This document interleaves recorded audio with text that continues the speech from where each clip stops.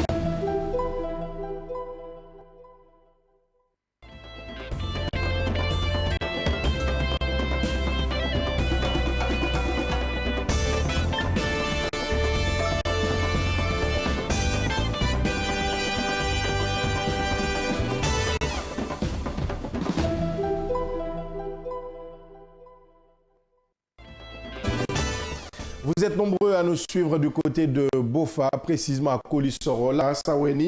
Merci de nous suivre dans tout le Kakandé ce matin. Merci de votre fidélité. C'est parti pour plus d'une heure de débat avec ici en plateau, débatteur et notre invité de parcours pour ce numéro de ce matin. Je le rappelais tantôt. Ici sur ce plateau, Yamoussa Cheikh Kamara. Bonjour, bienvenue.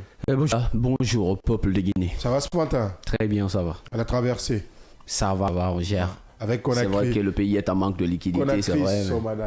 Le pays est en manque de liquidité, mais on tient le coup. Bon, on a été victime. De toute façon, on est guinéen. Tout comme moi. Voilà, on ne peut pas. Donc on ne peut ni faire remplacer ce pays, ni remplacer ce pays par un autre pays. Donc on y va avec. Oui, effectivement. Quelles qu'en soient les péripéties. Ouais, on en rit, mais c'est très compliqué. Hein, il faut le dire une nouvelle fois, il faut interpeller les décideurs quant à cette situation qui ne cesse de s'aggraver. Hein, le manque de liquidité, des banques qui ne désemplissent pas. Jusque-là, il y a de longues files d'attente dans certaines banques de ce pays. C'est tellement déplorable, avec des plafonds de retrait qui ne favorisent quand même pas cette bancarisation. C'est comme ça les économistes appellent. Un économiste sur ce plateau va certainement nous poser la question dans la rubrique invité. Mais bien avant, nous parlons de ce sujet, Yamoussa Cheikama. Lancement ce mardi de la révision du Code des investissements. Objectif pour le gouvernement, moderniser l'environnement des affaires et séduire davantage d'investisseurs. Et il est porté par le ministère, je parle de projet, le ministère de l'Industrie et du Commerce, qui entend faire de cette réforme une stratégie pour plus d'investissements productifs, plus de transformation locale, plus d'emplois durables.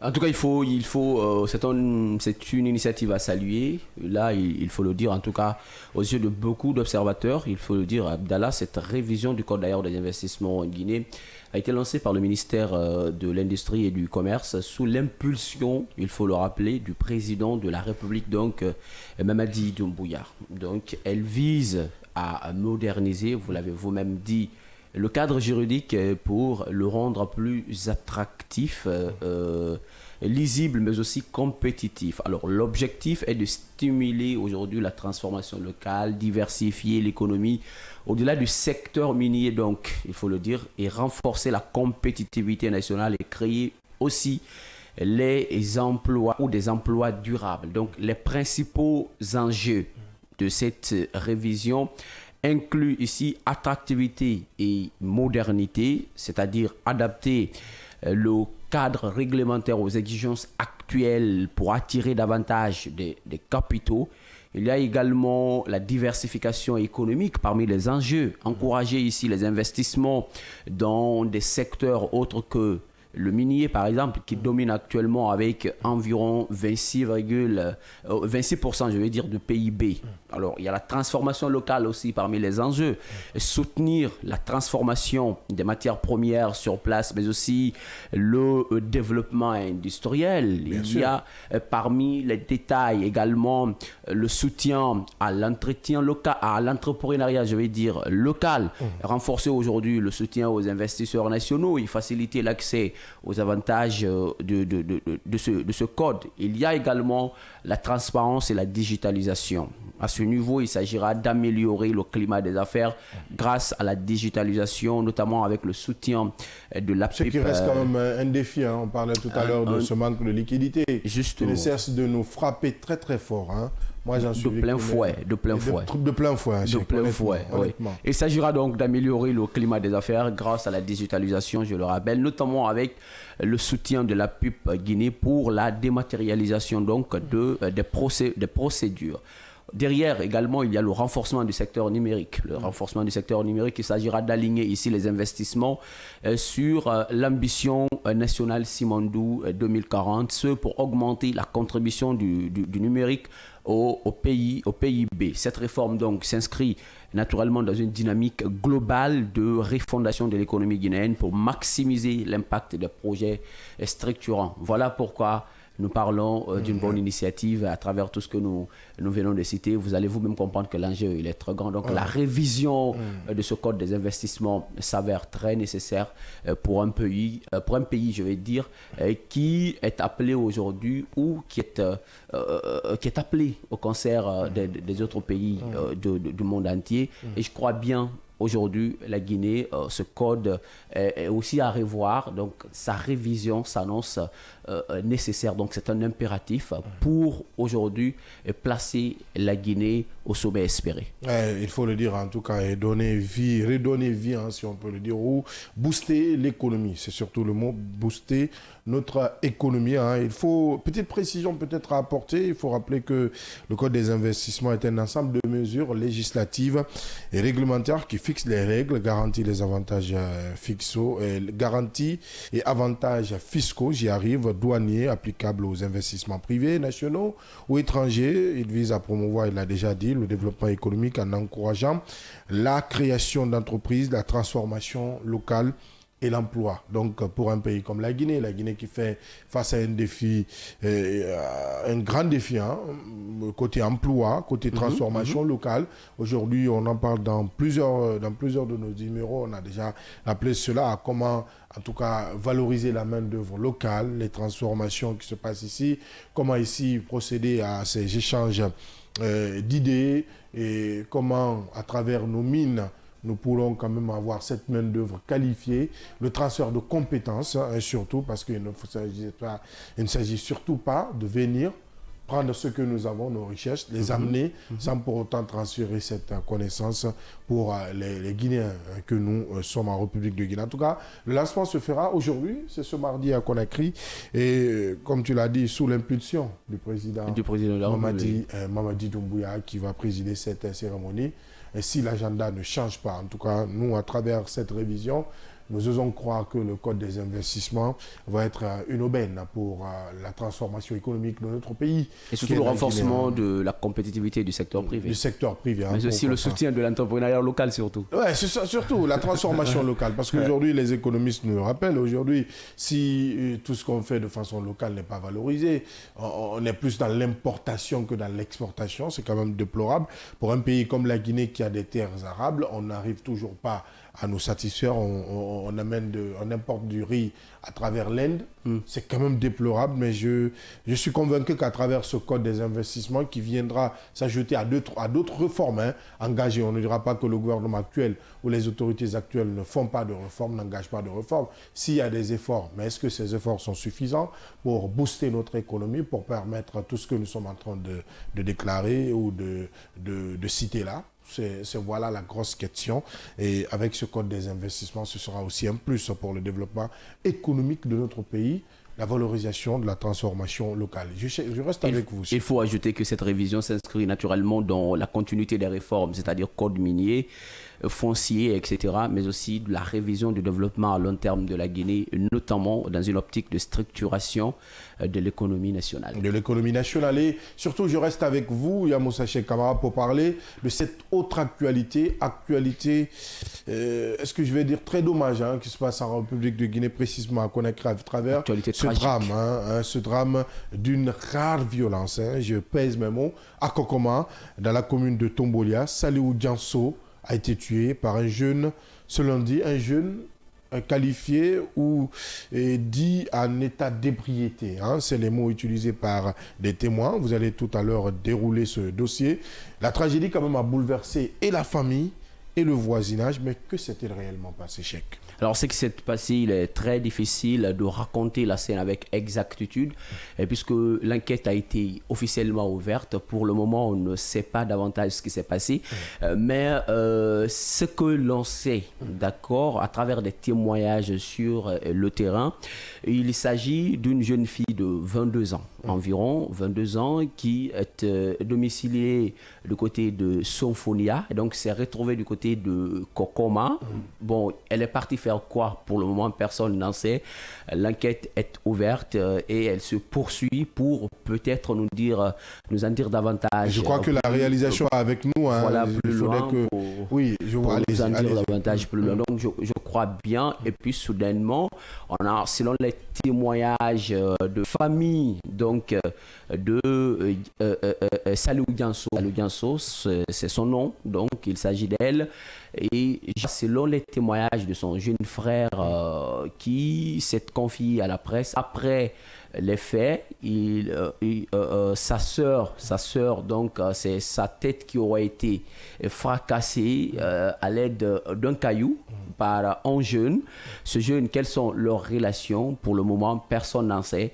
Mais en tout cas, la gendarmerie s'occupe de l'autre côté, puisque le monsieur, le prévenu, donc, ou le mis en cause, il faut le dire, est entre les mains de la gendarmerie nationale. Mais ce que nous pouvons ajouter à cela, selon les mêmes témoignages qu'on a reçus sur place, sur le terrain, et il y a Salou Dian qui a perdu la vie dans une situation très lamentable. Ouais, c'est une tragédie, c'est un drame qu'on ne peut pas aussi décrire, parce que même son jeune frère a dit que sur place, il n'a pas pu reconnaître sa sœur tellement que sa tête était broyée suite à ce coup-là.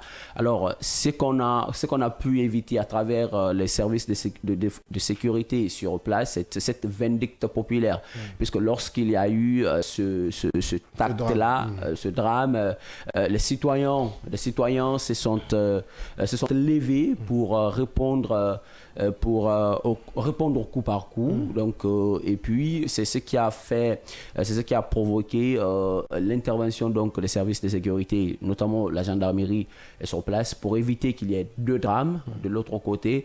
Et donc l'affaire se retrouve désormais entre les mains des autorités pour tenter d'élucider davantage et nous dire un peu les circonstances de ce drame. Maintenant, ce qu'il faut quand même ajouter à cela, c'est que depuis plusieurs moments, on est en train de le dire, l'insécurité à Conakry, Kokoma, c'est la commune de Tombolia, naturellement, et vous savez que ce qui intrigue même la famille aujourd'hui, c'est que l'affaire s'est passée en pleine journée, c'est pas la nuit, c'est dans la journée que ce drame est intervenu. C'est ce qui intrigue un peu les observateurs et même les membres de la famille, y compris nous également. Mais est-ce que c'était... je me pose certaines questions, peut-être qu'il y a Moussa, toi qui était plus intéressé au dossier. Est-ce que le drame s'est produit à proximité des lieux de loisirs? Est-ce que c'est à proximité d'un endroit réputé comme, en tout cas, un endroit de consommation de stupéfiants? Voilà, entre autres questions que moi je me pose. Parce que moi je vis dans la commune de Somfonia. Et Kokoma, c'est un quartier, si c'est le Kokoma que je connais, Kokoma, c'est un quartier comme réputé très dangereux. Oui, réputé très dangereux. C'est un quartier que nous connaissons. Avant, à Kokoma, tu ne pouvais pas rentrer là-bas nuitamment. Et en sortie, si tu n'es pas un habitant, en tout cas, si tu ne maîtrises pas la zone. Je ne sais pas si les choses ont changé aujourd'hui, mais je sais de quoi je parle pour avoir passé assez de temps, plus de 10 ans de ce côté. Si le drame s'est produit dans un endroit réputé comme dangereux, on peut peut-être se poser plusieurs questions. Qu'est-ce que la dame est allée faire? Nous ne sommes pas la justice. Mais en tant que journaliste, il y a des faits. Comment les choses se sont passées. Et plus loin, les témoins décrivent le mis en cause ou le prévenu, le mis en cause, comme en état d'ébriété. Donc, soit il a consommé quelque chose à proximité pour venir peut-être se rendre justice, puisqu'on ne sait pas ce qui s'est réellement passé. Il n'y avait pas de témoin qui peut, en tout cas selon les témoins, personne n'a dit qu'il s'était discuté, ou pas tout le monde dit on a trouvé, il s'était exécuté, donc il avait déjà fait l'acte. Donc il avait déjà pris un caillou, il est passé à l'acte, il a mis fin à la vie de la jeune fille. Mais aux alentours, on a cette description qu'on ne fait pas. Est-ce que aux alentours, ce sont des bars? Parce que le marché de Kokoma que moi je connais, c'est un marché habité. En fait, c'est un marché à la base où des gens, excusez-moi, des filles qui viennent de l'intérieur du pays, qui quittent leur famille, viennent prendre des magasins. Des magasins qui étaient censés servir pour faire le commerce sont utilisés pour les logements. Voilà la description même de ce marché. Maintenant, vu que cela se passe là-bas et qu'il y a des endroits où on consomme de la drogue, c'est connu de tous, de l'alcool, est-ce que c'est de cet endroit que les deux ont quitté pour se retrouver? Voilà, entre autres questions, pour aider un peu peut-être l'enquête. Bon, je vois Abdallah, il y a des questions qui taraudent l'esprit jusqu'ici, des interrogations se font depuis ce drame hier. Mais ce qu'il faut quand même préciser, ni la victime, ni le prévenu aujourd'hui sont du quartier Kokoma. D'accord, c'est ce qu'il faut ajouter. C'est pourquoi je pose cette question. On a dit que Salou Dian est de Symphonia. Pour le moment, mise en cause, on ne sait pas lui son quartier, mais c'est que les deux se connaissent. Est-ce qu'ils se connaissent? Il faut vraiment une enquête approfondie pour dire exactement ce qui s'est passé. Bon, le drame est intervenu, nous on est venu, on a trouvé les faits, donc c'était déjà fait. Personne ne peut parler aujourd'hui à la place de la victime ni à la place de l'accusé qui est là. Alors à ce niveau, la précision qui est importante, c'est que les deux ne sont pas de ce quartier. Ils sont tous venus faire quoi? On ne sait pas. Ce qui s'est passé, on ne sait pas. Mais ce qui est reçu comme pièce de la part du chef de secteur qui a fait un témoignage par rapport à la scène, le monsieur, l'accusé, était en état d'ébriété. Donc, ça veut dire qu'il était sous l'effet de l'alcool. Où il a consommé l'alcool. Est-ce que c'est à Kokoma là-bas? On ne sait pas. Vu qu'il n'est pas de ce quartier, est-ce qu'il est venu en être en état de sobriété, alors qu'il n'avait pas toutes ses facultés mentales en place? Alors, les questions continuent de se poser. Aujourd'hui, les faits sont là. Nous ne pouvons que les analyser. Ce qu'on a vu sur le terrain, et puis ce qu'on a eu comme témoignage, puis que on n'était pas aussi là sur place, mais ce qu'on a eu comme témoignage de la part des témoins, c'est ce qu'on va aujourd'hui raconter. En attendant, on nous dit qu'une enquête est ouverte officiellement, et je crois bien, pour en savoir davantage, savoir les pour et les contre, tout ce qui s'est passé entre la victime et son présumé bourreau, je crois bien que c'est aux enquêteurs de nous dire, c'est au service de sécurité de nous dire. Et s'il y a des endroits de consommation d'alcool à proximité, il faut les démanteler. Il faut les démanteler. C'est fort probable. C'est fort puisque quand même vous avez fait une description des lieux tout à l'heure pour celui qui connaît les lieux et qui sait ce qui se passe de l'autre côté. C'est exactement la même chose qui s'est passé du côté de Kiroti à un moment donné. Le marché de Kiroti ici, il s'est transformé en centre de débauche entre guillemets, s'il faut le dire. Voilà pourquoi les autorités ont pris des initiatives pour dégager non seulement le marché et puis les magasins qui s'y trouvaient. Et aujourd'hui, quand vous arrivez du côté de Kiroti, c'est de l'extraordinaire qui se trouve, puisque les travaux sont engagés de ce côté-là pour vraiment changer en tout cas, l'image. J'avais bien aimé la réforme de la police, de la direction générale de la police nationale, qui démantelait ces endroits. À un certain moment, on avait ça a crié, mais c'était important. Voilà, mais le résultat qui est là, on a compris ce qui s'est passé. Alors, la même chose, il y a pratiquement le fait qui se retrouve du côté de Kokoma. Mais pour le moment, il est très difficile, très difficile de dire que est-ce que le monsieur, exactement la scène. Le monsieur qui aurait commis ce acte-là s'est servi d'un bar de proximité.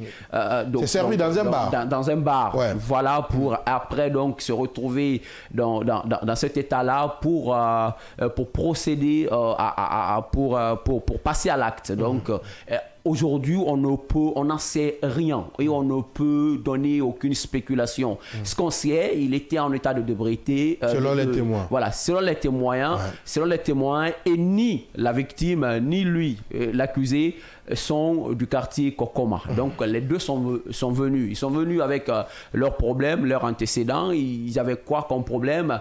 Qu'est-ce qui n'a pas marché? Bon, selon certaines aussi indiscrétions, je crois bien, ce monsieur serait le petit ami de la victime. Mais ça, c'est des rumeurs, c'est des indiscrétions, comme je le dis. Rien n'est vérifié, mais je crois que tout est vérifiable.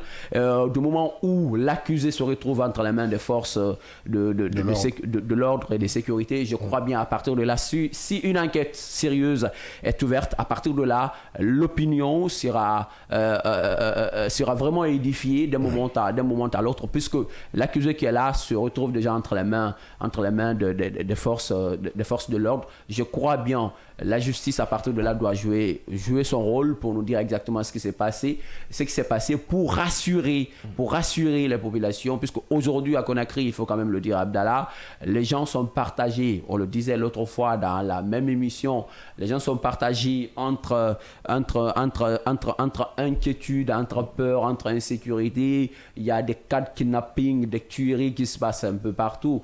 Très récemment, ça ne fait même pas une semaine, on a retrouvé un ingénieur dans sa propre voiture du côté de Kuntia.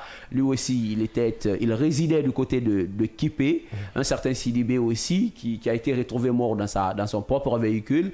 Et il se retrouve même en état de décomposition. Son corps se retrouvait en état de décomposition. Donc, juste encore quelques jours après, on nous dit que cet autre drame est survenu du côté de Kokoma. Donc, je crois bien il y a lieu d'interpeller les autorités aujourd'hui, puisqu'il faut quand même le rappeler, le pays est gouverné, le pays est dirigé, et donc à ce moment-là, je crois la mission fondamentale, la principale mission, la mission régalienne de ce gouvernement, c'est d'abord sécuriser les citoyens, mais aussi sécuriser leurs biens. Alors si à tout moment on ne peut pas se retrouver en sécurité, si à tout moment des individus peuvent se permettre de prendre des projectiles comme ça et les faire tomber sur la tête des gens en les faisant perdre la vie, donc je crois que c'est inquiétant dans un pays qui se veut démocratique, dans un pays qui a besoin de rassurer ses citoyens. En tout cas, c'est inquiétant aujourd'hui. C'est le lieu pour nous d'interpeller le pouvoir de Conakry, de faire face à cette situation. En tout cas, il faut le dire sans embâche, que les Conacricas ne sont pas en sécurité. Alors pour les mettre en sécurité, je crois que c'est le rôle de l'État, et puisque c'est seulement l'État qui peut garantir cette sécurité aux citoyens. Aux citoyens, il faut, tout de même, s'il y a des lieux, des endroits jugés criminogènes, les démanteler comme la police l'a toujours fait. Nous comptons quand même sur l'expertise de nos forces de l'ordre, de sécurité, qui vont mener à bien ces enquêtes. Nous ouvrons à présent la rubrique invité et nous recevons sur ce plateau M. Cheikh Oumar Traoré, il est économiste et acteur politique. Bonjour M. Traoré, bienvenue dans le scanner. Bonjour Abdallah, bonjour mon cher Homo.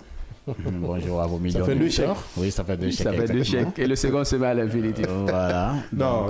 Il y a un chèque Camara et un chèque Traoré. Un chèque Traoré, justement. Super. Donc, je voudrais profiter en tout cas de votre micro pour dire bonjour à tous vos millions de lutteurs et aussi à tous les sympathisants de notre formation politique. Et aussi tous les autres aussi qui nous écoutent, en tout cas qui sont de cœur avec votre radio et votre émission. Est-ce que votre parti politique figure parmi les 89 ? Notre parti politique, les 89 restants, c'est ça? Oui. Après la dissolution. Oui. Notre parti politique ne figure pas pour l'instant sur les 89, il faut le dire clairement.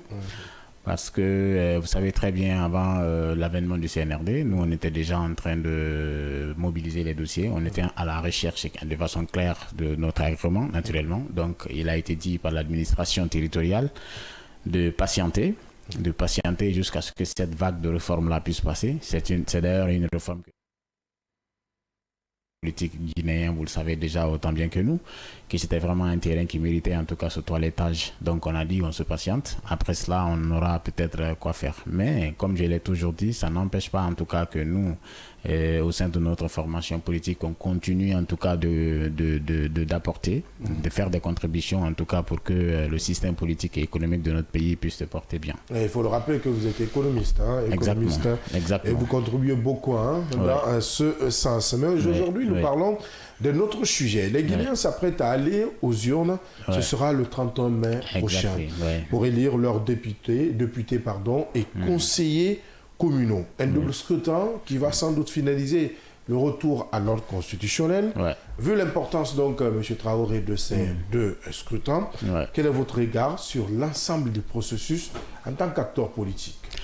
Voilà, ça déjà c'est très bien. Je dois d'abord vous dire que notre pays va vers en tout cas une étape très décisive par rapport à son processus de démocratisation, par rapport à son avenir. C'est très intéressant parce que vous savez, depuis le 5 septembre 2021, nous attendons ce jour. Le Guinéen a tant chanté le retour à l'ordre constitutionnel. Nous avons vu comment s'est passé les élections présidentielles. Maintenant, nous sommes en train de mettre en place progressivement les institutions dans notre pays et cela passe forcément par ces élections législatives et communales qui viennent d'être annoncées. Donc nous déjà globalement nous saluons cela de façon vraiment très très déterminée et nous pensons aujourd'hui que le processus qui vient de s'amorcer il y a quelques mois maintenant, nous pensons que ça se déroule pour le moment très très bien et nous apprécions l'avancement des choses parce que nous avons vu un peu comment les communiqués, les informations se passent au niveau central et comment les différents partis politiques, les différentes formations politiques se bougent à gauche, à droite, des tractations, des mises en place, des mouvements, des coalitions se font pour que,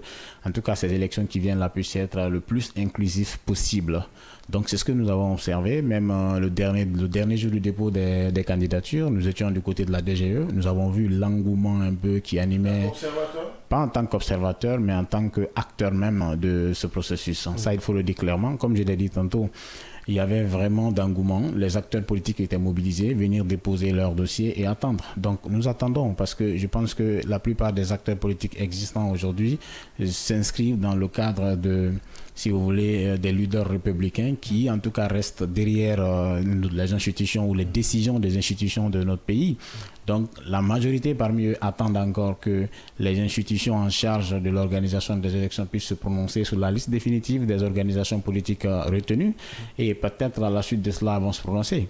Donc nous étions là pour aller à ce que vous étiez en train d'avancer. Nous étions là vraiment en tant qu'acteurs. C'est pourquoi je vous dirais tout à l'heure que en fait, la politique, c'est vrai que nous, aujourd'hui, on a besoin d'attendre ce document, mais comme je l'ai dit, quand vous avez une vision pour votre nation, vous avez des propositions à faire, vous n'attendez pas que ce document qui reconnaisse officiellement votre structure soit disponible pour faire des contributions. Ouais. Aujourd'hui, nous avons quelque chose à présenter. Nous pensons qu'en alliance, n'est-ce pas, en commun accord avec d'autres formations qui ont déjà reconnu cette reconnaissance-là, on peut se donner la main pour faire quelque chose de mieux pour l'intérêt de notre concitoyen. Parce que c'est ça, après tout, le combat politique.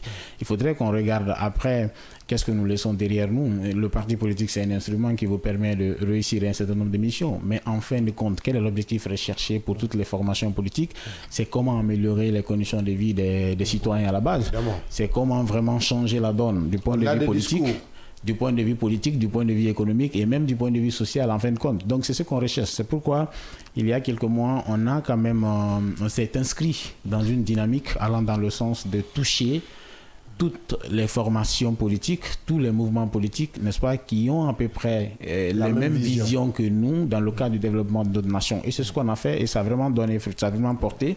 Parce qu'aujourd'hui, directement, l'UPAC n'est pas partie prenante de ces élections, mais indirectement, les membres de l'UPAC, les cadres de l'UPAC, les acteurs politiques qui sont vraiment intégrés dans ce combat que nous avons engagé depuis plus de 4 ans maintenant, sont aujourd'hui en synergie, en lien avec d'autres formations, d'autres acteurs politiques pour pouvoir quand même donner, pour pouvoir prendre toute notre responsabilité et donner ce que nous pouvons donner pour la réussite de ce processus. De ce processus, puisque vous avez peint, en tout cas, pas en blanc totalement, mais vous avez peint ce processus électoral selon votre analyse. Ouais. Revenons-en maintenant aux enjeux notamment politiques, puisque pour une première, ou en tout cas dans l'histoire récente, ces 10 dernières années, la Guinée organise pour la première fois un double scrutin qui porte et sur les communales, et législatives. Donc, du coup, c'est selon l'agenda dynamique, quand on était en pleine transition, on devait commencer par les communales, puis les législatives.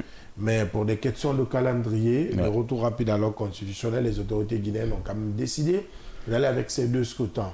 Ce qui représente quand même un grand enjeu politique. Aujourd'hui, pour vous, quels sont les enjeux de ce double scrutin en tant qu'acteur politique?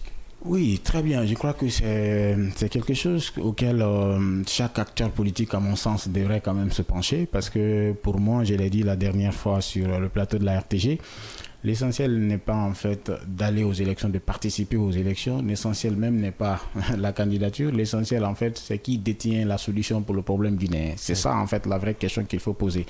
Donc en allant alors de cette base-là, on a quand même des enjeux qui sont très clairs. Le premier, si vous voulez, le premier que nous avons devant, le premier enjeu qui est tout de suite visible d'abord, c'est en fait de doter au peuple de Guinée, de donner à la Guinée, de donner aux Guinéens en fait des représentants crédibles. Des représentants crédibles, compétents et qui sont proches d'eux. Crédibles, compétents et qui sont proches d'eux. Élus alors? Justement. Quand je parle des représentants, justement, c'est des élus. C'est des élus. Oui, parce qu'on a des représentants. Non, je parle de côté crédible. Parce qu'on peut aussi avoir des représentants qui ne sont pas élus, mais qui peuvent être qualifiés de crédibles. Hein, attention. Oui, quand on parle du peuple, je pense que là, le peuple, on ne choisit pas, en fait, quand il s'agit du peuple. Donc, je dis, on va donner au peuple, n'est-ce pas, des élus, comme vous l'avez dit, n'est-ce pas, crédibles, n'est-ce pas, qui sont compétents, mais qui sont aussi proches d'eux. C'est extrêmement important parce qu'aujourd'hui, on a eu quand même dans le passé, on a eu quand même des représentations à l'Assemblée qui, par exemple, faisaient des propositions qui n'avaient rien à voir avec l'aspiration du peuple. Donc cela voudrait dire tout simplement que nous avons eu des représentants, certes, qui nous représentent, qui sont des élus, mais qui sont complètement en déphasage avec, n'est-ce pas, les aspirations du peuple de Guinée, qui n'aspirent seulement qu'à vaguer librement à leur activité, à joindre les bouts à travers leur activité quotidienne et à peut-être vivre correctement dans leur pays. C'est ce que le peuple de Guinée attend. Mais quand on a d'autres lois qui vont, par exemple, dans le sens de demander aux uns et aux autres de garder telle ou telle chose avec eux qui n'est pas vraiment de nature à renforcer la quiétude dans la cité, naturellement, c'est des choses qui vont vraiment à l'encontre de la volonté du peuple de Guinée. Donc, je dirais que c'est ça le premier enjeu que nous avons devant nous. L'autre enjeu que nous avons devant nous également, puisque c'est une élection combinée avec les élections communales, c'est comment renforcer la gouvernance locale. C'est extrêmement important, il faut le dire, parce qu'il s'agit là d'une élection communale également qui va suivre. Vous savez, aujourd'hui, au niveau de la base, il y a toute une panoplie de difficultés, de problèmes auxquels nos citoyens sont confrontés. Vous savez déjà tout ce qui est lié, par exemple, à la sécurité sanitaire à la base, tout ce qui est lié, par exemple, à la sécurité dont vous êtes en train de parler, tout ce qui est lié à d'autres facteurs, par exemple, qui peuvent renforcer la cohésion sociale à la base. Ce sont là des choses également qui doivent être prises en compte par ces élus locaux qu'on aura prochainement, qui vont peut-être travailler pour que la donne puisse être complètement changée les jours à venir. Ça, c'est extrêmement important. Nous pensons que nous, de notre côté, nous inscrivons et nous pensons que chaque acteur politique devrait s'inscrire dans ce sens. Mais ce n'est pas seulement que ça. Je parlais de la stabilité. La stabilité, ça, c'est important. Mais au-delà même de ce que je viens de dire là, il y a non seulement la stabilité sur quoi chacun devrait se concentrer, mais aussi il y a d'autres questions. Il y a d'autres questions subsidiaires qui viennent, comme par exemple des questions liées à l'emploi jeune. C'est extrêmement important aujourd'hui. On pourrait peut-être parler de doter de notre nation des élus crédibles, mais il faut que ces élus-là aussi puissent maîtriser également leur rôle et amener l'exécutif, n'est-ce pas, à prendre les questions d'emploi jeune en considération. Ouais. Ça, c'est extrêmement important parce que vous savez très bien que dans notre pays aujourd'hui, là, près de 80% par exemple sont des jeunes, naturellement. Et même l'électorat, ceux qui sont censés élire ces représentants, à plus de 85%, ce sont des jeunes, l'électorat guinéen, naturellement. Ouais. Donc, il faudrait que la question jeune également soit une question centrale à l'Assemblée. Parce que le président de la République lui-même, il a dit, qu'il dédie son mandat aux jeunes et aux femmes. Exactement. Mais sauf que on parle d'un processus où ce n'est pas seulement les candidats venant du camp présidentiel qui participent à ce double scrutin. Justement. Oui. Donc là, également, est-ce qu'ils ont aussi leur priorité à eux, ces candidats? Oui, ils ont leur priorité. Mais vous savez, le problème, en fait, je crois qu'il sera question lors de la campagne même de mettre l'accent sur le rôle d'un député, par exemple. C'est extrêmement important. Le député ne construit pas. Le député qui va vous dire, par exemple, ou quelqu'un qui va vous dire, par exemple, voilà, moi je viens à l'Assemblée pour pouvoir construire tel ou tel, ou je viens donner du travail à tel ou tel. Ce n'est pas possible. Il faut que cela soit des acteurs. Il ne connaît pas ses missions. Donc, on va essayer de communiquer sur cela. Le rôle d'un député, c'est vrai, c'est de défendre, n'est-ce pas? Mais surtout, c'est de contrôler l'action gouvernementale. Donc, nous serons là pratiquement pour ça. Mais vous savez très bien, moi, je ne vois pas de mauvais œil la part du budget. La part du budget. Candidat, attention. Non, je pourrais être candidat. Vous pourrez être candidat. Je pourrais être candidat. Pour le moment, oui, je l'ai dit souvent. Voilà. Je dis souvent que je suis candidat à la candidature. C'est ce que je dis souvent. Parce qu'en tant que les uns n'ont pas délibéré sur votre candidature, vous ne pouvez pas officiellement dire que vous êtes candidat. Non, je sais, je le dis en connaissance de cause, puisque nous sommes dans les médias. Justement. Pour apporter cette précision et pour les auditeurs et pour les téléspectateurs. Justement. C'est un acteur politique qui parle d'un candidat. Je comprends. Je comprends cela. Donc, il y a encore plus. Je disais donc que c'est très très important de mettre l'accent sur le rôle d'un élu, n'est-ce pas, à l'Assemblée. C'est extrêmement important. Je disais qu'un député ne construit pas.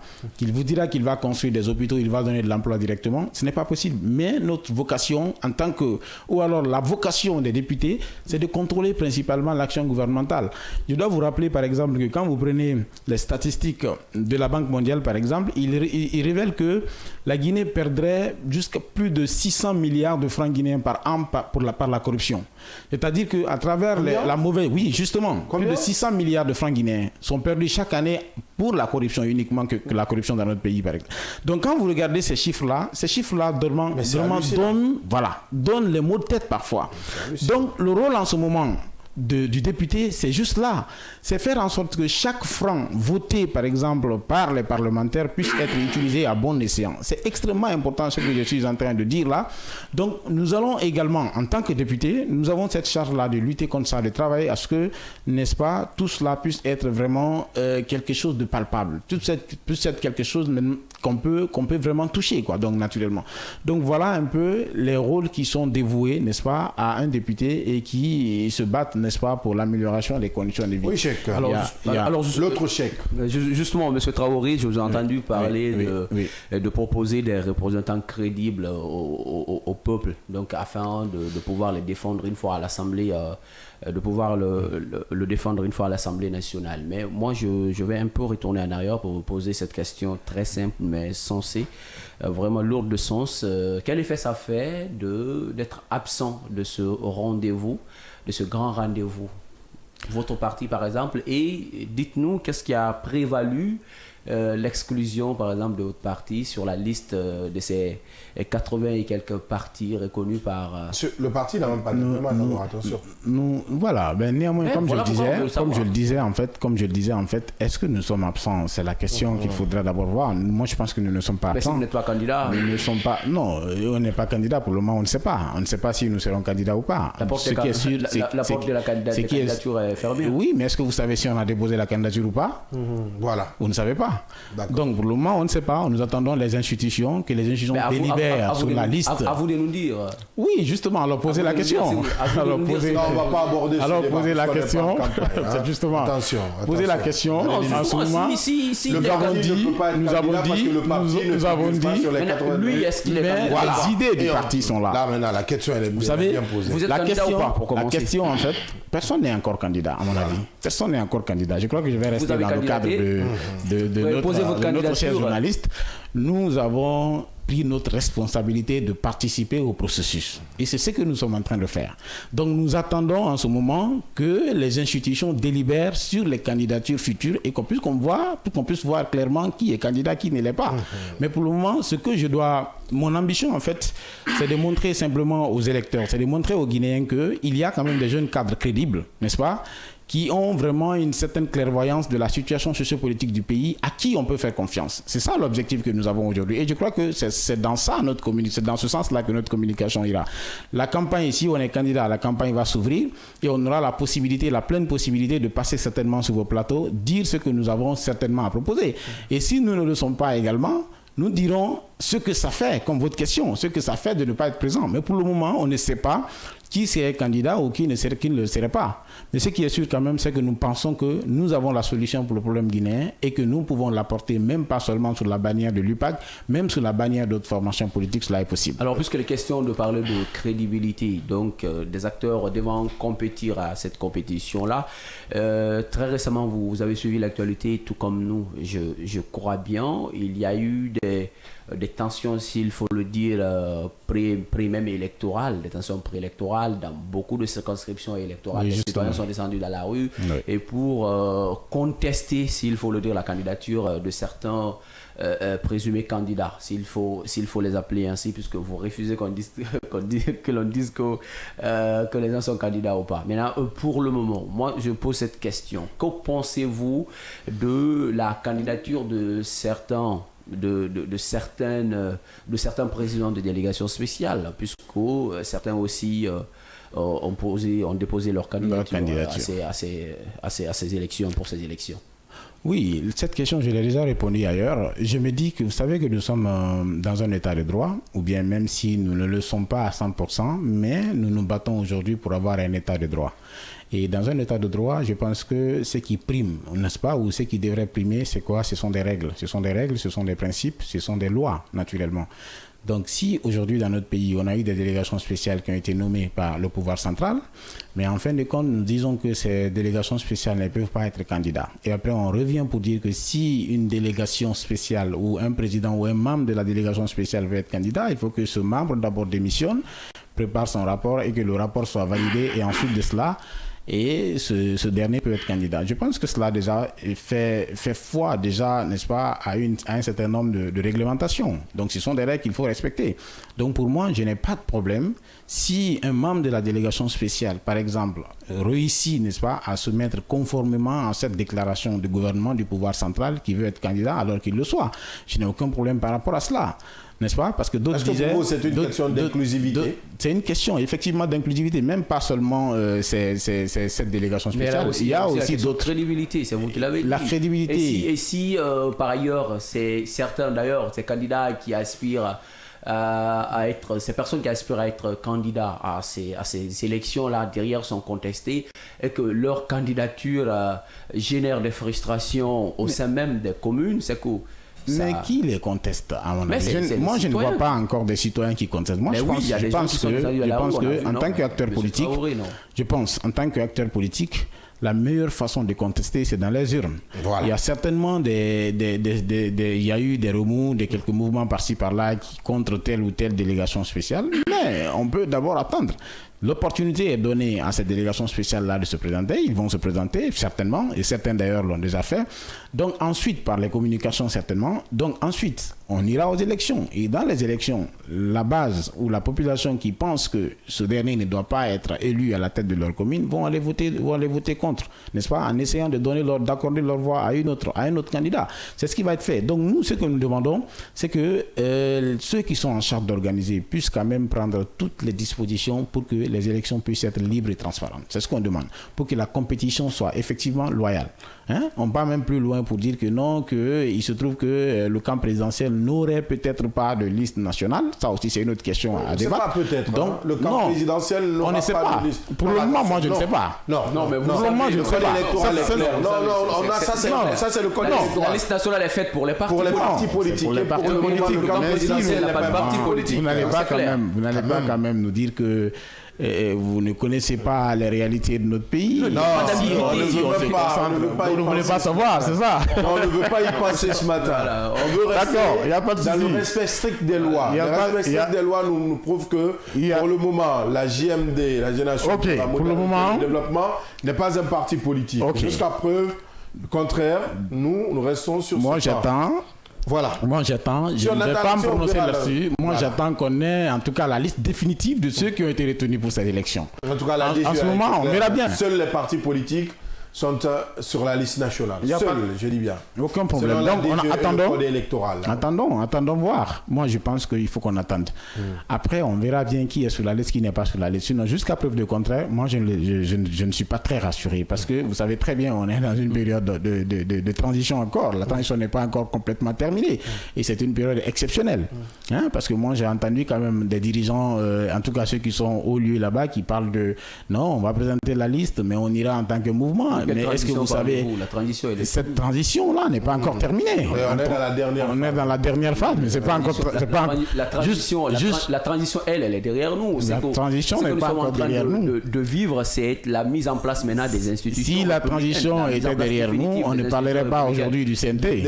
Non, on ne parlerait même pas du CNT. On est en train de boucler. On a une nouvelle constitution, on a un président démocratiquement élu, donc Abdallah, la constitution. Nous avons justement. Voilà. C'est de ça il parle. Vous êtes sur la même lancée. Peut-être que vous avez le mot, vous n'utilisez pas les mêmes mots. Lui, il utilise transition parce qu'il y a le CNT, le Conseil national de la transition. Donc, de fait que, si je le comprends, je ne suis pas en train de le défendre, le fait qu'il y a transition, pour lui, on reste dans la transition. Est-ce que c'est ça? C'est ça, justement. Là, si c'est dans ce cadre, bientôt le CNT va quitter. N'oubliez pas l'instance suprême, la présidence de la République. Oui, mais bientôt. Si c'est dans ce cadre, l'absence de l'Assemblée, est-ce que nous sommes dans l'esprit de la séparation du pouvoir ou pas? Nous sommes dans l'esprit de la séparation du pouvoir. Donc, en ce moment-là, on ne va pas tout résumer à la présidente de la République, qui est à la tête de l'exécutif. Ça, c'est l'exécutif. Là, il faut qu'on travaille pour que d'autres institutions aussi puissent être mises en place. C'est extrêmement important. On va faire. Et c'est ça, pour moi, d'ailleurs, c'est ça le vrai pouvoir. Pour moi, le vrai pouvoir aujourd'hui, c'est la représentation populaire. Mais parce que c'est ça aussi l'essence même de la démocratie, le pouvoir exécutif, législatif et le pouvoir judiciaire. Vous avez vu, il y a un pouvoir qui manque. Oui, justement. Et d'ailleurs, le pouvoir central, parce que les lois. Dans un état de droit, ce sont des lois. Mais aujourd'hui, ceux qui sont censés voter ces lois, on entend parler des plénières à chaque fois, mais est-ce que c'est des élus? C'est pas des élus. Donc moi, je suppose que ceux qui sont actuellement en train de travailler sur ces lois-là, peut-être vont travailler forcément pour ceux-là qui les ont mis. Mais c'est pas le peuple qui les a mis. Donc il faut qu'on travaille, qu'on ait un parlement où c'est effectivement le peuple qui a choisi. En ce moment, les décisions vont être vraiment très crédibles et légitimes. Très crédibles et légitimes. Que pensez-vous du report de cette date de 24 mai au 31 mai? Bon, ce report, moi, je ne trouve pas vraiment... Vous la trouvez nécessaire? Je ne trouve pas. Je ne suis pas dans la tête de ceux qui ont peut-être décidé en cela ou ceux qui ont motivé le report, mais je ne vois aucune raison qui pourrait quand même nous amener à reporter. Parce que d'autres nous disaient non, que c'était trop proche des fêtes c'est même une fête. Bon, le 24, c'est la Pentecôte. Justement. Hein? Mais je pense que ça, c'est des choses, c'est des réflexions qui devraient être faites. Du moment où on a fixé la date, tout a été fait conformément à ça. En ce moment, je ne vois pas d'intérêt en ce moment pour qu'on bouge. Parce qu'on a reporté, par exemple, on a eu quand même d'autres qui n'ont pas pu déposer les dossiers parce que tout simplement, ils n'ont pas pu être dans le délai. J'ai vu ces candidats-là. Donc, si on partait dès le départ au 31, je crois que ça aurait donné une opportunité aussi de report de quelques jours de plus qui pourrait permettre à ceux-ci-là d'être à jour. Donc, tout cela a été quand même mis derrière nous et ensuite on reporte. Donc, je n'ai pas vu vraiment la nécessité maintenant là, n'est-ce pas, de reporter ces dates. Donc, mais de toutes les façons, stratégique pour vous. Bon, report stratégique, oui, certainement, mais je ne suis pas dans l'esprit de ceux qui ont décidé cela. Mais nous, ça ne nous dérange pas pour le moment, parce que nous continuons d'aller. Peut-être que ça va nous donner une marge de manœuvre un peu plus, parce que si on avait peut-être rétréci, n'est-ce pas, on a une semaine de plus en ce moment à notre plan, donc ce qui va peut-être nous arranger favorablement, ce qui va nous être favorable, mais du point de vue stratégique global, je ne vois pas vraiment d'impact sur notre niveau de préparation. Cheikh Oumar Traoré, économiste et acteur politique, est notre invité de parcours pour ce second numéro de la semaine, Cheikh. Ce deuxième numéro de la semaine, j'y arrive. Alors, à travers ce report, justement, puisque vous ne trouvez pas de nécessité, selon vous, pour ce report, est-ce que vous craignez à ce que ce report torde le cou aux exigences de principe de transparence et de crédibilité pour ces élections? Je l'ai déjà dit. Je ne pense pas que ça va tordre le cou à la transparence. Ça n'a rien à voir. C'est juste le délai qu'on a changé. Je pense que tout ce qui est technique, tout ce qui est dispositif déjà pris sont déjà en place. Ça ne touche pas à ces dispositifs. Je ne vois pas vraiment techniquement comment ça peut tordre le cou, n'est-ce pas, à la crédibilité. Mais les raisons n'ont pas été évoquées dans le communiqué qui a été, dans le décret qui a été pris. Évoqué. D'accord. Donc on fait l'analyse en fonction de notre avancement, notre façon de voir en tout cas la configuration de tout ce qui est en train d'être fait dans le cadre de ces élections. Sinon, globalement, officiellement, on n'a pas entendu une raison qui allait dans ce sens. Donc pour le moment, nous restons en fonction de nos stratégies. Ça ne nous a pas bouleversés, ça ne nous a pas touchés, ça nous donne juste une marge de manœuvre pour pouvoir mieux faire le travail dans les jours à venir. Donc voilà un peu ce qu'on peut dire sur ce sujet. On parle du double scrutin en République de Guinée et des enjeux politiques. Ce matin, nous recevons ici sur ce plateau et dans ce studio M. Cheikh Oumar Traoré, économiste et acteur politique. Avec lui, nous abordons ce sujet, les enjeux politiques du double scrutin qui se tiendra en Guinée. Ce sera le 31 mai prochain. La pub derrière, on se retrouve pour la suite de ce débat.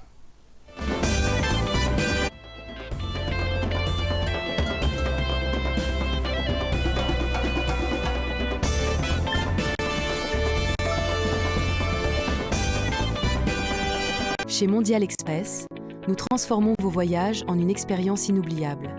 Confiance à notre expertise pour des services de qualité supérieure. Grâce à notre service d'assistance visa, simplifiez toutes vos démarches administratives à travers nos experts. Avec notre service billetterie, réservez vos billets pour toutes les destinations du monde avec facilité. Profitez de notre flotte de véhicules modernes et fiables pour tous vos déplacements à travers notre service de location de véhicules. Grâce à notre service d'évacuation sanitaire, comptez sur notre service réactif et professionnel pour vos besoins médicaux à l'international. Assurez-vous d'un environnement impeccable avec nos services de nettoyage de qualité.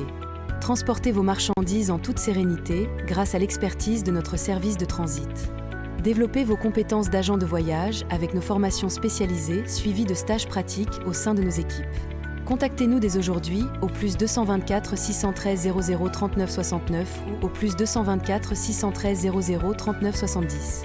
Nous sommes situés à Mankpa, 4e avenue, immeuble Dabo, commune de Kaloum.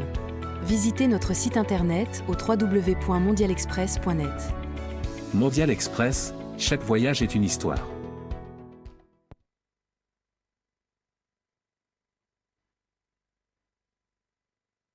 En République de Guinée, merci d'être des nôtres dans cette émission, le scanner. A favoriser, s'il faut le dire, la division De gain de cause, il faut le dire.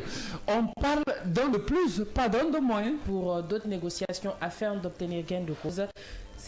Merci de votre fidélité. On se reprend demain si tout va bien, Inch'Allah.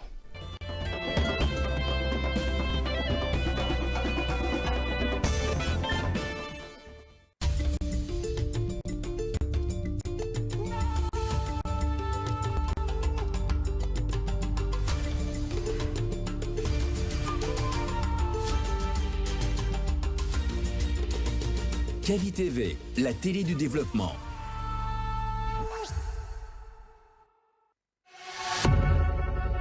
Vous pouvez désormais suivre l'ensemble de nos programmes via notre application disponible sur Play Store et App Store. L'information est le meilleur carburant pour faire fonctionner les machines pour un développement durable. La photographie de l'actualité, c'est aussi sur siaminfo.com, notre plateforme dynamique. Kavi TV, regardez la lumière. Kavi TV, la télé du développement. Kavi TV, c'est plus qu'une chaîne. C'est la voix de ceux qui construisent, innovent et transforment leur quotidien. Reportages, magazines, débats, documentaires. Chaque contenu est pensé pour informer, éduquer et éveiller les consciences. Agriculture, éducation, santé, environnement, entrepreneuriat. Les vrais enjeux du développement sont au cœur de notre mission. Kavi TV, la télévision de développement, proche réalité, tournée vers l'avenir. Informer pour agir, inspirer pour grandir. Rejoignez-nous sur Kavi TV.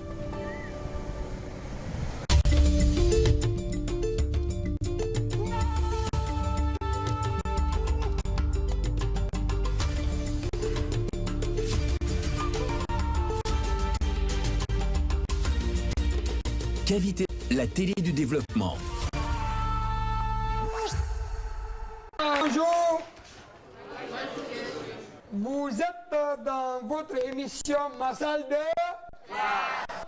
A ouvert le chronomètre dès que la voiture bleue de la ville a pris départ. Nous allons rechercher le nom de la télévision à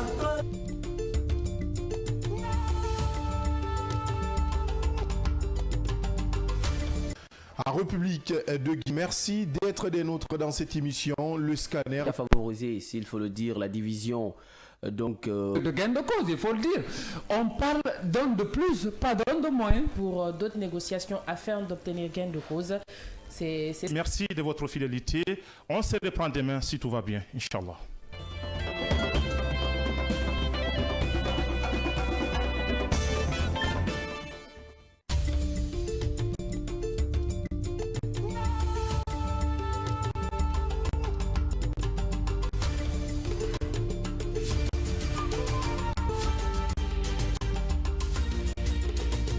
Kavi TV, la télé du développement.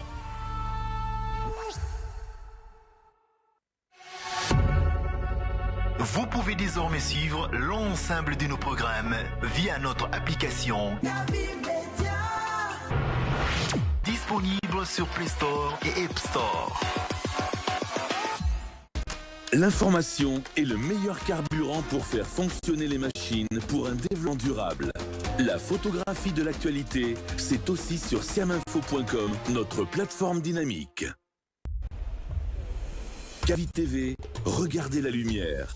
Kavi TV, la télé du développement.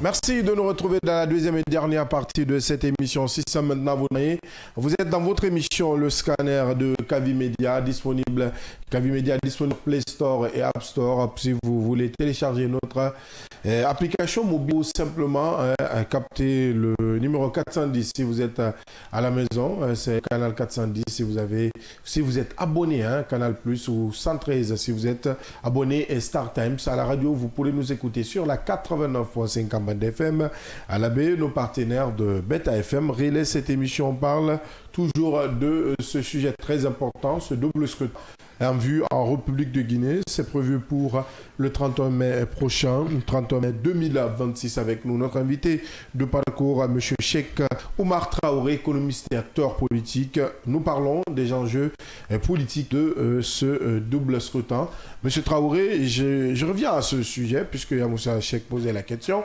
Aujourd'hui, il y a quand même une réalité qui est une première, qui se présente comme une première dans notre pays. Le camp présidentiel, selon le code électoral, ne figurera pas sur la liste nationale, puisque la GMD n'a pas pu obtenir son statut de parti politique bien avant l'ouverture du dépôt ou la fermeture des dossiers, du dépôt des dossiers de candidature en République de Guinée.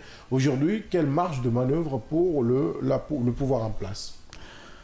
Oui, ce qu'on peut dire officiellement, c'est que déjà, nous espérons que vraiment la loi, comme vous l'avez dit, soit respectée dans toute sa rigueur dans ce processus.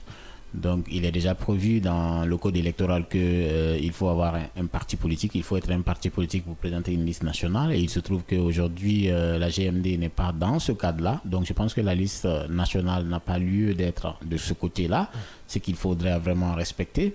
Mais au-delà de cela également, il faut vraiment aussi réfléchir, parce que ce qui se dit dans la loi, parfois dans la réalité aussi, ça peut différer. On espère que ça ne sera pas le cas, mais il faut quand même être très très prudent. Il faut être très prudent parce que vous n'êtes pas sans savoir que dernièrement, on a vu en tout cas la GMD accompagnée de plusieurs formations politiques, n'est-ce pas, qui souhaiteraient en tout cas aller peut-être en synergie d'action. C'est possible que les représentations nationales de la GMD puissent être dispatchées dans d'autres formations politiques. C'est une possibilité.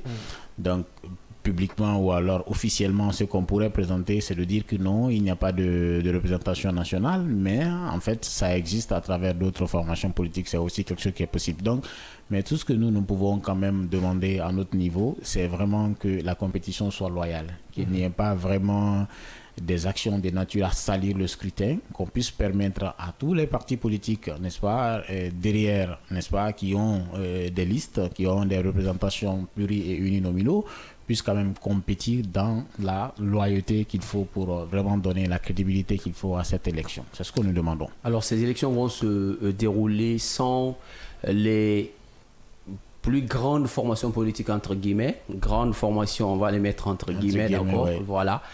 Et vous rappelez, à travers une décision donc, du ministère de l'administration du territoire et de la décentralisation, environ 40 formations politiques ont été dissous, notamment l'UFDG de Cellou Dalein Diallo, le RPG Arc-en-Ciel de l'ancien président, le professeur Alpha Condé, l'UFR de Sidi Atouré.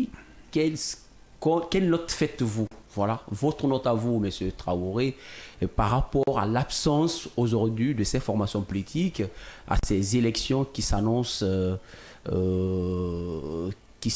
vraiment grandioses. Oui, je n'ai pas d'annonce particulière par rapport à ces formations politiques, mais ce que je sais par contre, c'est que est-ce que aujourd'hui il a été délibérément décidé à ce que certaines formations politiques puissent être mises à l'écart, ou alors est-ce qu'on a quand même josé, n'est-ce pas, cette inclusivité là pour que chaque formation se retrouve? La question se retrouve là. Pour moi, jusqu'à preuve du contraire, je pense qu'aucun parti politique n'a été en tout cas privé de se présenter. Il se trouve déjà que ces partis qui ont été dissous aujourd'hui avaient des antécédents peut-être vis-à-vis du pouvoir central, c'est ce qui a amené leur dissolution. Parce qu'il y a eu quand même une première tournée, n'est-ce pas, des cadres, n'est-ce pas, de l'administration du territoire qui sont passés dans les différentes formations politiques pour voir un peu comment ils fonctionnent, quelles sont les représentations, est-ce qu'ils sont en règle avec vraiment la loi en République de Guinée, ce que nous avons salué, ça je dis encore une fois, parce qu'il faut que le milieu soit clair pour qu'on sache effectivement qui fait quoi et qu'est-ce qui est quoi. C'est pas seulement dans l'échiquier politique, dans plusieurs secteurs en Guinée, ils méritent vraiment un certain nombre de toilettages, ce qui est en train d'être fait. Donc ça, nous avons salué. Maintenant, à l'issue de cela, je crois que certains partis politiques ont eu leur certificat, d'autres partis politiques qui n'ont pas eu, qui ont eu des avertissements. Mais à l'issue de cela, ces partis-là n'ont pas réagi face à ces avertissements. Certains même de ces partis politiques ont reconnu ce fait. Je crois que c'est ce qui a amené la dissolution de ces partis politiques, à mon avis. Il peut y avoir des erreurs toujours, parce que certains partis se sont plaints qu'ils sont dans toutes les normes, mais malgré cela, eux, ils ont été dissous. Donc, il peut y avoir des erreurs. Cela n'est pas exclu. Mais je pense que c'était nécessaire, ou c'est même nécessaire qu'on continue en tout cas d'assainir ce milieu. Ça, je suis d'accord. Je suis un acteur politique, mais je suis pleinement d'accord sur cet aspect-là. Et ensuite, qu'on essaie d'établir les règles claires permettant à chacun de pouvoir disposer, n'est-ce pas, d'un parti politique ou pas. Moi, je prends par exemple notre exemple type. Nous avons longtemps entraîné, nous avons tous les documents en place, tout ce qu'ils ont demandé, nous avons apporté, mais on avait du mal à obtenir. Mais pendant ce temps, ceux qui avaient les moyens et avaient la possibilité de venir racheter les anciens partis politiques, faire renaître ces partis politiques et continuer d'avancer. Cela voudrait dire qu'il n'y a pas de règles claires. Il faut avoir juste de l'argent pour pouvoir avancer. Donc cet état de fait doit être vraiment à critiquer. C'est pourquoi nous avons salué que comme tel est le cas, qu'on puisse faire le toilettage et ensuite qu'on puisse dégager des règles claires du jeu. Et à partir de ce moment, ces partis politiques qui vont se retrouver conformes à ces règles-là vont disposer des documents qu'il faut. Et ceux qui ne seront pas en mesure de se mettre dans les règles-là vont rester à la traîne. Mais sauf que cette dissolution est faite à l'approche de ces élections-là. Je me dis que c'est une coïncidence. Vous avez rappelé, il n'y a pas eu que des partis qui avaient des antécédents avec le régime ou le ministère de l'administration du territoire, à travers la direction des affaires politiques. Pas seulement que, il y a même des partis qui ont leur certificat, notamment le parti, par exemple, le parti RDIG de Jean-Marie Teliano, le parti, je crois bien, Génération Citoyenne de Fodé Mohamed Souma. On a vu des acteurs ici qui ont dit qu'ils étaient en règle, qu'ils ont leur certificat, et puis finalement ils se sont retrouvés dissous par les autorités. Est-ce que selon vous, le moment était très mal placé pour procéder à cette dissolution, alors que nous nous dirigeons vers ces élections législatives, des élections législatives qui se veulent aussi inclusives? Oui, ça veut de le dire. Je crois que c'est l'administration qui pourra bien répondre à cette question. Mais ce que moi je comprends, c'est que ces actions que vous venez de citer là prouvent déjà à suffisance que ce n'est pas une décision ciblée. Ce n'est pas contre un parti politique tel ou tel. Parce que si c'était ça, on allait peut-être choisir l'UFDG et le RPG Arc-en-Ciel, n'est-ce pas, qui, entre guillemets, sont censés créer des problèmes, n'est-ce pas, au pouvoir en place. Mais ce n'était pas le cas. C'était jusqu'une quarantaine de partis politiques qui ont été dissous. Donc ça voudrait dire tout simplement que ce n'est pas une action qui est ciblée. Ça, c'est un premier aspect. Deuxièmement, est-ce que le moment est bien choisi ou pas? Tout cela va dépendre du calendrier qui a été déjà mis en place par l'administration centrale. Est-ce qu'ils avaient un calendrier déjà qui dit que, passé ce délai, il doit y avoir telle ou telle action contre les partis politiques? Si tel est le cas et que ce calendrier chevauche avec le calendrier électoral, je ne vois pas que ce soit en ce moment bien choisi ou mal choisi. Ils sont en train de dérouler leur calendrier au niveau de l'administration centrale, ce qui n'a rien à voir avec cette autre institution-là qui est censée quand même faire des élections. Si les deux se coïncident, ça pouvait même être en pleine campagne, c'est possible. Mais qu'à cela ne tienne, moi je voudrais tout simplement que, d'ores et déjà, que les lois puissent être respectées à tous les niveaux. Si c'est ce qui est dit, n'est-ce pas, que cela soit fait pour que ceux qui sont dans les différents partis politiques, ceux qui sont des acteurs politiques puissent se sentir réellement acteurs politiques. Que les uns et les autres ne soient pas lésés, alors pendant que d'autres qui ne sont même pas dans les normes puissent vraiment se porter bien dans ce secteur. Ça, c'est extrêmement important. À vous entendre, vous soutenez l'opération de toilettage de ces formations, absolument, de paysage. Justement, pas seulement le paysage politique. Moi, je suis pour le toilettage de plusieurs secteurs dans notre pays. Il y a beaucoup de secteurs en Guinée qui méritent beaucoup de toilettage. Lesquels au-delà de la politique? Oui, les secteurs qui me tiennent vraiment à cœur, par exemple, au-delà de la politique, par exemple, qui était vraiment à nettoyer, il y a le secteur lié à la sécurité dont vous êtes en train de parler. Il y a le secteur éducatif, par exemple, qu'il faut nettoyer, n'est-ce pas? Il y a plusieurs autres secteurs, n'est-ce pas, qui sont là. Parce que quand je prends le cas précis, par exemple, du secteur de l'éducation, par exemple, aujourd'hui, vous avez des enseignants qui, au lieu d'enseigner leurs cours normalement, sont capables de dire, par exemple, aux enfants en classe, si vous avez la possibilité de quitter le pays, quittez. Moi-même, j'en ai vu, de visu. Donc, ça voudrait dire tout simplement que... Oui, mais c'est une réalité que je suis en train de vous dire. Et j'en connais beaucoup d'enseignants aujourd'hui qui sont capables de dire cela. Ça voudrait dire que ces mêmes enseignants-là même, n'est-ce pas, au-delà du fait que ce qu'ils donnent ne soit pas adapté à la réalité, mais encouragent un peu, si vous voulez, l'exode rural dans leur communication. L'immigration, et à part les parents, je dois vous rappeler qu'à part les parents, n'est-ce pas, les jeunes enfants ont plus confiance en leurs enseignants que tout. Il y a même certains enfants même qui dédient leurs parents, n'est-ce pas, par rapport à leurs enseignants. Donc il faut que l'enseignant qui vient, n'est-ce pas, devant les enfants puisse être en mesure de prouver qu'il aime son métier et qu'il est là pour donner vraiment ce qui est nécessaire pour l'avenir de la nation. Donc il y a ce secteur-là qu'il faut revoir, non seulement dans le contenu, mais aussi la forme qu'il faudrait revoir. D'autres secteurs aussi vont venir, n'est-ce pas, qui vont peut-être nous permettre vraiment de pouvoir goûter, n'est-ce pas, à cette émergence tant attendue par les Guinéens. Bien, on va rester dans le cas des élections, mais cette fois, nous prenons la direction du Bénin à Moussa Cheikh Camara. On va garder encore notre invité, où Romuald Wadagni est déclaré vainqueur avec 94,05% des voix contre 5,95% pour son adversaire Paul Unpe, qui selon les résultats provisoires publiés par la Commission électorale nationale autonome Sénat. Alors, plus de problème du moment où l'adversaire, encore le challenger de Wadagni n'a pas attendu même les résultats provisoires pour féliciter, pour saluer même la victoire de son adversaire. Je crois bien qu'à ce moment-là, il n'y a plus de confusion. Il faut simplement attendre les résultats définitifs du côté de la Cour constitutionnelle, je crois bien, ou de la Cour suprême. Cour constitutionnelle. La Cour constitutionnelle, justement. Donc il faut quand même le dire. Proclamer dans quelques jours les résultats définitifs. Dans quelques jours. Pour le moment, les résultats provisoires donnent 94% de suffrages exprimés en faveur de Wadagni. Donc il faut saluer cet état de fait. D'abord, le déroulé de ces élections au Bénin. Patrice Talon a choisi en dauphin son ministre de l'économie et des finances. En lieu et place de Patrice, il a préféré Wadagni. Wadagni, désormais, qui pour le moment provisoirement a été déclaré président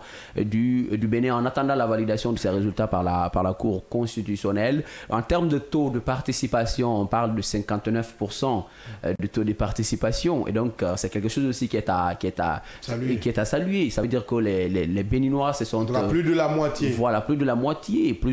Donc ça veut dire qu'il y a eu une mobilisation à cette occasion-là, à l'occasion de cette présidentielle. Ce qu'il faut ajouter à cela, c'est le caractère pacifique. Le caractère pacifique, puisque vous êtes d'accord avec moi que les élections souvent sont synonymes en Afrique des contestations, souvent donnent lieu à des manifestations de protestation.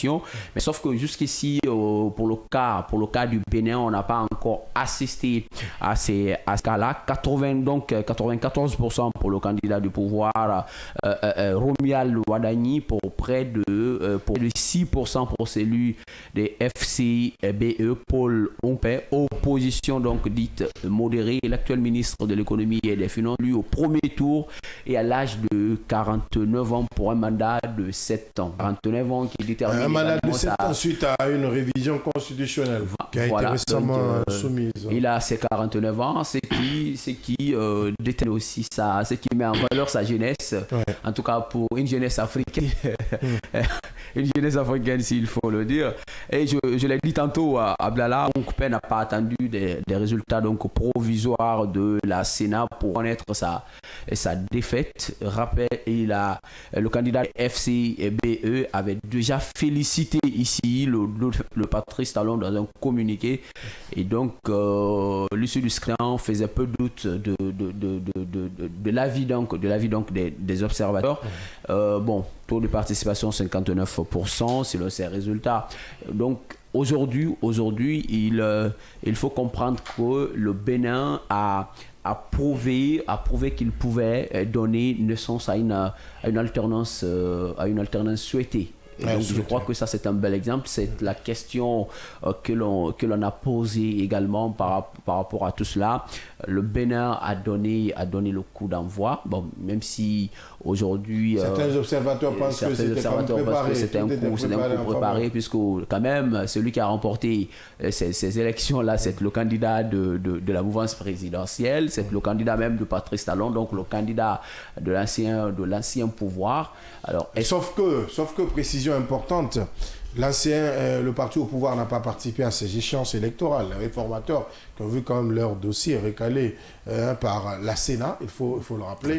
Patrice Talon qui n'a pas annoncé de candidature. C'est vrai qu'il a quand même apporté son soutien à celui qui est provisoirement président de la République. Je dis bien provisoirement, selon les résultats provisoires, en attendant la confirmation de la Cour constitutionnelle. Précision très importante. Une question que Cheikh vient de soulever à Moussa Cheikh, que je vais poser certainement à notre invité. Aujourd'hui, est-ce qu'à travers l'exemple béninois, on peut espérer revoir l'alternance politique démocratique en Afrique, notamment en Afrique de l'Ouest? Bien évidemment. Je crois que on a le Sénégal, puis on a le Bénin. On a le Bénin, effectivement. Donc je crois que la politique, en fait, c'est l'espoir qui fait vivre. D'abord, de passage, je voudrais féliciter le président élu du Bénin. Et provisoirement, effectivement. C'était prévisible. Hein. Je crois que c'était prévisible pour tous ceux qui ont pris le temps d'observer ce qui se passait de ce côté. Donc, moi, je m'attendais à cela. Ce score, peut-être, un peu va au-delà de nos attentes, hein, parce que 94%, c'est vraiment énorme. Ouais. Voilà, mais on s'attendait, en tout cas, à ce qui s'est passé maintenant. Donc, félicitations, n'est-ce pas, à l'élu. Donc, mais ce que je peux dire, c'est que cet espoir-là, c'est vraiment ce qu'attend, en tout cas, le peuple africain, le peuple ouest africain, comme vous l'avez dit. Et je crois que également c'est possible aussi dans nos différents pays. C'est bien possible. Aujourd'hui, je crois que les uns et les autres sont en train de comprendre que les valeurs démocratiques sont vraiment des valeurs aujourd'hui qu'il faut pour que nous puissions bouger. Je crois que même les acteurs politiques commencent déjà à comprendre. Ou même vous l'avez cité, le cas sénégalais et le cas béninois. Je crois que ça ne va pas seulement se limiter seulement qu'à ces deux pays. Ça va venir avec le temps. Et quand vous voyez même dans notre pays, ici en Guinée, un peu partout, vous voyez l'émergence de la jeunesse dans la politique, ça voudrait simplement dire qu'il y a une dynamique qui vient avec autre façon de voir, n'est-ce pas, ce monde, n'est-ce pas, très très bouillant de la politique, qui sont capables vraiment d'asseoir ce système démocratique. C'est vrai que dans notre pays, c'est un peu difficile. Nous sortons d'une transition et vous savez, le pouvoir précédent, la configuration était vraiment très très difficile. Donc nous sommes en train de sortir vers une transition maintenant, mais j'en suis sûr et certain, hein, vu qu'on est en train de mettre en place des institutions, je suis sûr et je garde l'espoir que les institutions qui vont sortir de cette transition vont être des institutions, n'est-ce pas, qui vont défier le temps, et que les années à venir, qu'on aura des élections vraiment crédibles, qui seront pas émaillées, n'est-ce pas, de ce qu'on a connu dans le passé, et qu'on aura vraiment des dignes représentants, n'est-ce pas, qui vont permettre, n'est-ce pas, de continuer à renforcer ces institutions. Parce que là, c'est très, très important. Et moi, je me dis que si aujourd'hui, on a la possibilité de participer à cette grande valeur de la démocratie qu'on appelle l'alternance, c'est parce qu'il y a des institutions qui sont fortes, naturellement. Mais pour avoir des institutions fortes, il faut aussi des patriotes. Il faut des hommes très, très forts derrière. Et je crois qu'aujourd'hui, notre pays n'en manque pas. Les années à venir, on ne sera pas surpris aussi de voir cette alternance-là en train de se réaliser dans notre pays, parce que nous souffrons de ça. Quelque part, on va dire que la Guinée qui n'a véritablement pas connu qui n'a pas connu une véritable alternance. Hein, si on doit rappeler l'histoire. Non, c'est vrai. Parce que il n'y a jamais eu. On peut parler de l'alternance. Il n'y a jamais eu d'alternance.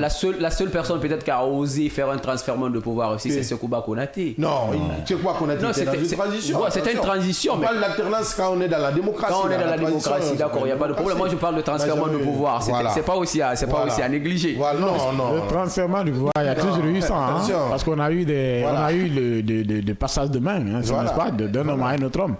Donc on a eu ça. Mais l'alternance, nous souffrons de ça. C'est ce que je disais. Nous souffrons de ça. Mais on ne va pas résumer aussi toute la démocratie, n'est-ce pas, d'une nation à l'alternance aussi.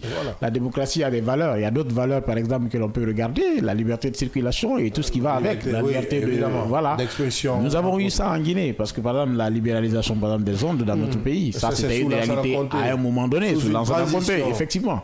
Donc ces valeurs-là ont existé. Mais l'alternance, encore une fois, nous souffrons de cela. Mais nous sommes quand même, nous gardons espoir. Nous pensons que les années à venir, ça va être vraiment quelque chose qui sera une réalité. Puisque, il faut le dire quand même que les voyants étaient ouverts pour Patrice Talon. Patrice Talon qui réussit quand même une révision constitutionnelle. Celui qui est venu en 2016 est resté pendant 2 mandats. Après 2 mandats, il s'est dit, mais attends, il faut passer la main. C'est vraisemblablement que beaucoup d'observateurs se disaient qu'il allait certainement s'y ou changer le veste comme l'a fait en Côte d'Ivoire, Alassane Ouattara. Mais est-ce que ce sont les mêmes peuples? Est-ce que ce sont les mêmes réalités? Nous dirons non. Aujourd'hui, l'Afrique de l'Ouest, qui a toujours été qualifiée comme la partie la plus en proie au changement constitutionnel, qui se répercute à des présidents qui s'éternisent au pouvoir. Sauf que l'exemple béninois vient mettre ça de côté. Ce que je veux faire ressortir est que on peut changer une constitution, c'est-à-dire aller vers une révision de la constitution sans pour autant s'éterniser au pouvoir. Voilà, c'est très important parce qu'on a collé, même nous, sur plusieurs plateaux, on a collé la révision constitutionnelle à des éternisations au pouvoir, ce qui n'est pas le cas au Bénin. Donc aujourd'hui, le Bénin donne un bel exemple à tous les dirigeants africains, ouest-africains précisément, pour dire que oui, vous pouvez changer de constitution. Changer de constitution, c'est pour la continuité, c'est pour le peuple. Mais derrière, vous pouvez aussi accepter de respecter cette constitution que vous avez fait. En tout cas, ce que Bénin a fait, c'est pour nous dire que mourir au pouvoir, c'est une volonté. Passer le pouvoir aussi, c'est une autre. Et le pays dégage aujourd'hui 3 anciens présidents, chefs d'État. Voilà. Transférer encore le pouvoir, passer le pouvoir dès la fin de notre mandat, c'est aussi une autre volonté. Ça veut dire que si on a la volonté, on peut le faire. C'est-à-dire ce que la loi dit, vous respectez cela. Si la Constitution vous autorise de passer 2 mandats, alors si vous pensez que cette même constitution a des anomalies, des irrégularités, a des couacs, vous pouvez procéder à sa révision, mais pas en votre faveur, pas dans l'intention de vous permettre de candidater pour une 3e fois ou afin de continuer à briguer d'autres mandatures. Donc je crois bien, c'est l'exemple qui a été donné par Patrice Talon. C'est vrai que l'homme a fait face à toutes les critiques à un moment donné depuis qu'il a lancé son projet de révision constitutionnelle, je crois bien, puisque tout le monde pensait que c'était aussi l'idée. Puisque beaucoup de chefs d'État africains, surtout quand on parle de l'Afrique de l'Ouest, c'était devenu le jeu favori ou le sport favori de beaucoup de chefs d'État africains. Voilà, le cas Alpha Condé par exemple, c'est un autre exemple. C'est un autre exemple. Voilà, la constitution de 2010 a été décrite à un moment donné ici. On a vu Alpha Condé qui s'est vu bloqué parce que la constitution lui interdisait de briguer un 3e mandat. Mais il est quand même passé outre. Il a révisé la constitution qui lui a permis de se porter candidat pour une 3e fois. Et on connaît la suite, pas seulement à Alpha Condé, vous avez cité le cas ivoirien très récemment, Alassane Ouattara aussi, qui a fait le même jeu, ainsi de suite un peu partout dans les pays africains. Alors aujourd'hui, le Bénin a donné cet exemple-là. Le Bénin a montré que quand on veut donner le pouvoir, on peut respecter l'esprit de la constitution. Et surtout la valeur de la politique. La valeur de la politique. Vous avez votre parti qui ne vient pas, qui ne participe pas aux élections. Vous avez mais quand même, vous pouvez préparer quelqu'un. Voilà, vous pouvez quand même préparer un dauphin qui passe. Voilà, vous pouvez préparer un dauphin. C'est à un moment donné ici à l'ancien pouvoir guinéen. Je crois à l'ancien président Alpha Condé, puisqu'on avait proposé même des dauphins ici, mais finalement il n'y a pas eu de dauphin. C'est le président lui-même qui a tenté lever le verrou pour forcer la situation, et finalement ça s'est très mal terminé pour lui. Aujourd'hui on a connu ce que le pays a connu, une autre transition. Très heureusement pour nous, on vient de, même si M. Traoré n'accepte pas qu'on est totalement sorti de la transition, puisque ça reste encore à la mise en place de l'Assemblée nationale, mais ce qui est sûr, l'Afrique où les autres chefs d'État africains peuvent suivre les pas de Patrice Talon. C'est vrai, on peut vraiment respecter les 2 mandats que nos constitutions parce que là-bas, je crois qu'il y a Bonia nous autorise. Qui est aussi passé par là. Exactement. Et il y a assez de chefs d'État qui ont passé la main. Voilà. Ça n'a pas commencé par Patrice Talon. Je crois bien, il a simplement suivi l'exemple. Voilà, le bel exemple donné. 7 ans après, il peut revenir. S'il est apte Non, s'il n'est pas assez vieux. Mais c'est ce que je dis, s'il est apte de conduire le pays, puisque conduite d'un pays aussi, ça demande vraiment des facteurs, donc ça demande des préparations, ça demande un état de santé très solide. Alors si son âge le permet, pour celui qui est là, je crois bien lui aussi, il doit partir pour 2 mandats et il est encore jeune. S'il est réélu. Voilà, s'il est réélu, il a ses 49 ans, je crois bien. Bon, plus 49, ça fera peut-être 56 ans pour... 14, il faut aller sur 14 peut-être. Bon, je veux parler de sa réélection. Okay. Il aura ses 5 ans, il aura ses 56 ans pour pouvoir encore se présenter pour son deuxième. Je crois bien, Patrice Talon, il faut tirer chapeau pour l'homme, puisqu'il a accepté d'assurer l'alternance, de respecter ce processus démocratique. C'est ce que l'Afrique a besoin, c'est ce que nous tous nous avons besoin. Quand on a des Patrice Talon partout, peut-être en Afrique, surtout en Afrique de l'Ouest, on pourra réussir le pari. C'est devenu un bel exemple pour l'Afrique, Patrice Talon, qui finalement n'est pas allé à ces élections. On croit, entre griffes, ne s'est pas émixé, selon la Commission nationale électorale nationale autonome, Sénat, qui a publié les résultats provisoires qui donnent vainqueur son dauphin qui n'est autre que Romuald Wadani qui pourrait briguer en tout cas un mandat. Son premier mandat, ce sera le 23 mai. Si les résultats sont confirmés par la Cour constitutionnelle, il sera investi et prêtera serment le 23 mai 2026 du côté du Bénin. Et le Bénin qui tourne alors la page Patrice Talon de la plus belle des manières, sans grands incidents. Merci à notre invité, Monsieur Cheikh Oumar Traoré, économiste et acteur politique, avec qui nous avons en tout cas déroulé ces 2 sujets politiques. Merci d'être... C'est moi qui vous remercie. Merci à vous. Merci. Yamoucha Cheikh Amara. Merci Abdallah, merci au peuple de Guinée. Merci aux auditeurs et téléspectateurs, aux internautes également. Merci aux équipes techniques, à la réalisation, à la régie, au programme. Merci aux différentes équipes d'information qui nous ont aidés à concocter cette émission. On se reprend donc demain, même heure, même fréquence, avec la même énergie pour d'autres sujets d'actualité. D'ici là, prenez soin de vous et restez en compagnie des programmes du seul et unique média de développement en République de Guinée.